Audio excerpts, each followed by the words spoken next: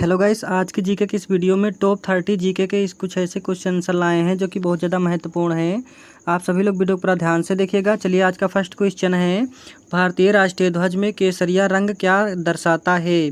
दोस्तों, भारतीय राष्ट्रीय ध्वज में केसरिया रंग क्या दर्शाता है? तो राइट आंसर हो जाएगा ऑप्शन नंबर ए, साहस और बलिदान को, यानी कि ऑप्शन नंबर ए का बिल्कुल करेक्ट आंसर हो जाएगा।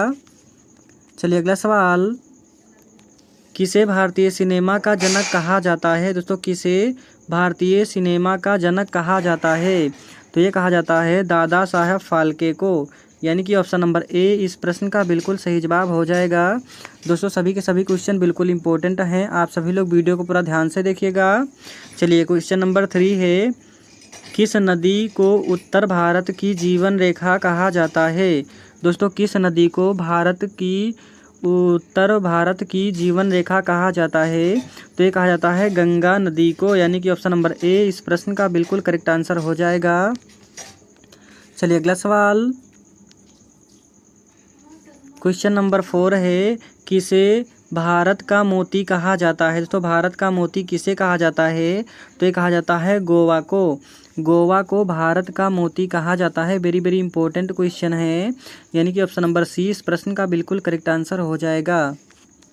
चलिए, अगला सवाल, भारत में कर्नाटक संगीत का उद्गम स्थल कहाँ है? दोस्तों, भारत में कर्नाटक संगीत का उद्गम स्थल कहाँ है?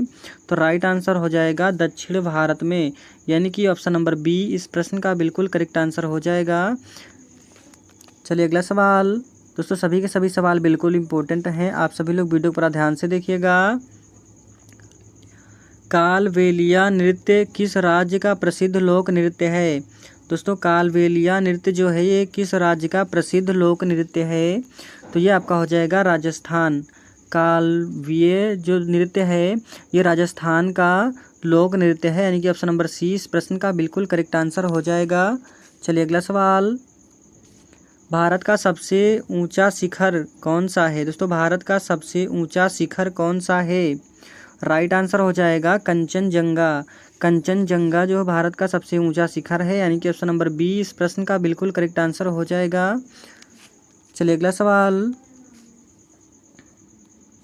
भारत का पहला परमाणु रिएक्टर कौन सा है? दोस्तों, भारत का सबसे पहला परमाणु रिएक्टर ये कौन सा है? तो राइट आंसर हो जाएगा अप्सरा।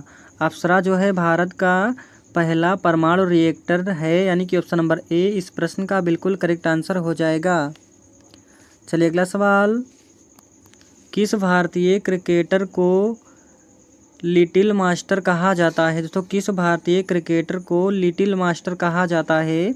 तो ये कहा जाता है सुनील गावस्कर को, यानी कि ऑप्शन नंबर बी इस प्रश्न का बिल्कुल करेक्ट आंसर हो जाएगा। चलिए, अगला सवाल,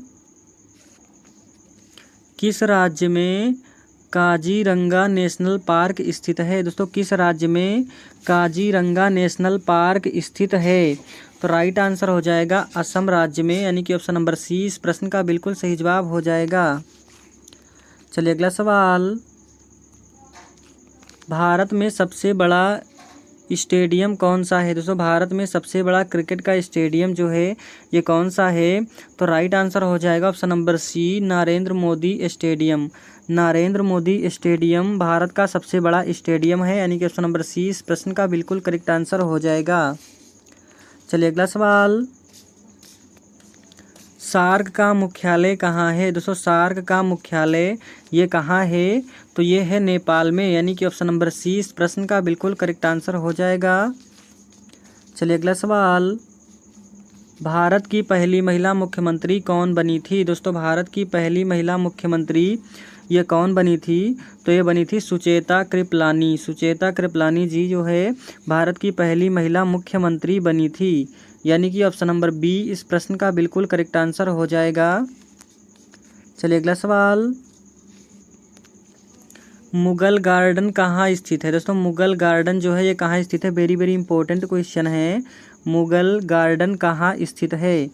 तो राइट आंसर हो जाएगा दिल्ली में, यानी कि ऑप्शन नंबर बी इस प्रश्न का बिल्कुल करेक्ट आंसर हो जाएगा। मुगल गार्डन दिल्ली में स्थित है। चलिए, अगला सवाल, सत्यमेव जयते किस उपनिषद से लिया गया है। दोस्तों वेरी वेरी इंपॉर्टेंट क्वेश्चन है, रेलवे के एग्जाम में क्वेश्चन पूछा गया था। सत्यमेव जयते किस उपनिषद से लिया गया है। राइट आंसर हो जाएगा मुंडकोपनिषद से, मुंडकोपनिषद से ये लिया गया है, यानी कि ऑप्शन नंबर बी इस प्रश्न का बिल्कुल करेक्ट आंसर हो जाएगा।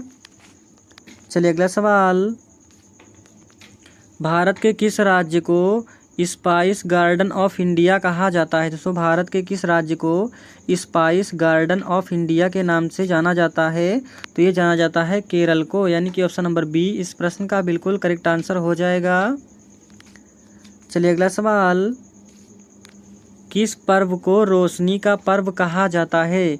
दोस्तों ऐसा कौन सा पर्व है जिसे रोशनी का पर्व कहा जाता है। वेरी वेरी इंपॉर्टेंट क्वेश्चन है, वेरी सिंपल क्वेश्चन है। तो ये कहा जाता है दीपावली पर्व को, यानी कि ऑप्शन नंबर बी इस प्रश्न का बिल्कुल करेक्ट आंसर हो जाएगा। चलिए अगला क्वेश्चन, भारत का सबसे लंबा रेलवे प्लेटफॉर्म किस स्टेशन का है। दोस्तों भारत का सबसे लंबा रेलवे प्लेटफॉर्म किस स्टेशन का है। दोस्तों वेरी वेरी इंपॉर्टेंट क्वेश्चन है, रेलवे के एग्जाम में क्वेश्चन कई बार पूछा जा चुका है। भारत का सबसे लंबा रेलवे प्लेटफॉर्म किस स्टेशन का है। राइट आंसर हो जाएगा गोरखपुर, गोरखपुर का रेलवे स्टेशन, रेलवे प्लेटफॉर्म जो है ये सबसे लंबा रेलवे प्लेटफॉर्म है, यानी कि ऑप्शन नंबर ए इस प्रश्न का बिल्कुल करेक्ट आंसर हो जाएगा। चलिए अगला सवाल, भारत में सबसे अधिक सूर्य मंदिर किस राज्य में स्थित है। दोस्तों भारत में सबसे अधिक सूर्य मंदिर किस राज्य में है, तो ये है ओडिशा राज्य में। ओडिशा राज्य में भारत में सबसे अधिक जो है ओडिशा राज्य में सूर्य मंदिर स्थित है, यानी कि ऑप्शन नंबर ए इस प्रश्न का बिल्कुल करेक्ट आंसर हो जाएगा। चलिए अगला सवाल,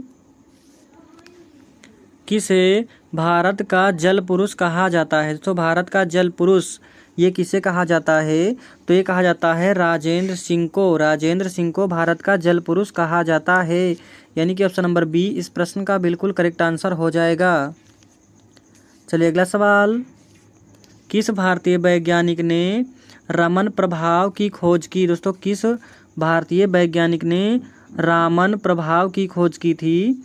वेरी वेरी इंपॉर्टेंट क्वेश्चन है, तो राइट आंसर हो जाएगा सीवी रमन ने, सीवी रमन ने जो है रामन प्रभाव की खोज की थी, यानी कि ऑप्शन नंबर ए इस प्रश्न का बिल्कुल करेक्ट आंसर हो जाएगा। चलिए अगला सवाल, लाल किला किसने बनवाया। दोस्तों लाल किला किसने बनवाया था, तो ये बनवाया था शाहजहां ने, शाहजहां ने लाल किला को बनवाया था, याद रखेंगे। वेरी वेरी इंपॉर्टेंट क्वेश्चन है, तो right answer option number C हो जाएगा। चलिए अगला सवाल, भारत का सबसे पुराना युद्धक जहाज कौन सा है। दोस्तों भारत का सबसे पुराना युद्धक जहाज कौन सा है, तो राइट आंसर हो जाएगा option number A INS Vikrant. INS Vikrant जो है भारत का सबसे पुराना युद्धक जहाज है, यानी कि ऑप्शन नंबर ए इस प्रश्न का बिल्कुल करेक्ट आंसर हो जाएगा। चलिए अगला सवाल, विश्व धरोहर स्थल ताजमहल किस नदी के किनारे है। दोस्तों विश्व धरोहर स्थल ताजमहल किस नदी के किनारे है, तो ये है यमुना नदी के किनारे, यानी कि ऑप्शन नंबर बी इस प्रश्न का बिल्कुल सही जवाब हो जाएगा। चलिए अगला सवाल, भारतीय राष्ट्रीय कांग्रेस के पहले अध्यक्ष कौन थे। दोस्तों भारतीय राष्ट्रीय कांग्रेस के पहले अध्यक्ष कौन थे। वेरी वेरी इंपॉर्टेंट क्वेश्चन है, भारतीय राष्ट्रीय कांग्रेस के पहले अध्यक्ष कौन थे, तो right answer option number B हो जाएगा व्योमेश चंद्र बनर्जी। व्योमेश चंद्र बनर्जी जी भारत के राष्ट्रीय कांग्रेस के पहले अध्यक्ष थे, यानी कि ऑप्शन नंबर बी इस प्रश्न का बिल्कुल करेक्ट आंसर हो जाएगा। चलिए अगला सवाल, भारत का सबसे बड़ा पशुपालन राज्य कौन सा है। दोस्तों भारत का सबसे बड़ा पशुपालन राज्य ये कौन सा है, तो यह है राजस्थान, यानी कि ऑप्शन नंबर बी इस प्रश्न का बिल्कुल करेक्ट आंसर हो जाएगा। चलिए अगला सवाल, किस शहर को ईस्टर्न ऑफ इंडिया कहा जाता है। दोस्तों किस शहर को ईस्टर्न हब ऑफ इंडिया कहा जाता है। तो ये कहा जाता है कोलकाता को, यानी कि ऑप्शन नंबर बी इस प्रश्न का बिल्कुल करेक्ट आंसर हो जाएगा। चलिए अगला सवाल, भारत का राष्ट्रीय पेड़ कौन सा है? दोस्तों भारत का राष्ट्रीय पेड़ ये कौन सा है? Right answer option number C हो जाएगा बरगद। बरगद भारत का राष्ट्रीय पेड़ है, यानी कि ऑप्शन नंबर सी इस प्रश्न का बिल्कुल करेक्ट आंसर हो जाएगा। चलिए अगला सवाल, किसे भारत का जूलियस सीजर कहा जाता है? दोस्तों भारत का जूलियस सीजर किसे कहा जाता है? तो ये कहा जाता है समुद्रगुप्त को, यानी कि ऑप्शन नंबर डी इस प्रश्न का बिल्कुल करेक्ट आंसर हो जाएगा।